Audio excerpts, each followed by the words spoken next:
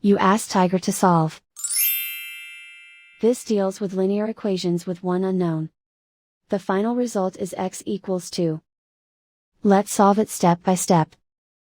Simplify the expression. Group like terms. Simplify the arithmetic. Group all constants on the right side of the equation. Subtract 5 from both sides. Simplify the arithmetic.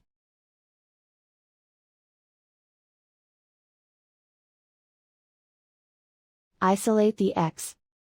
Divide both sides by 3. Simplify the fraction.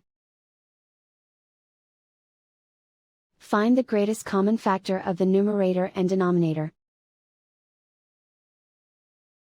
Factor out and cancel the greatest common factor. And so the final result is x equals 2.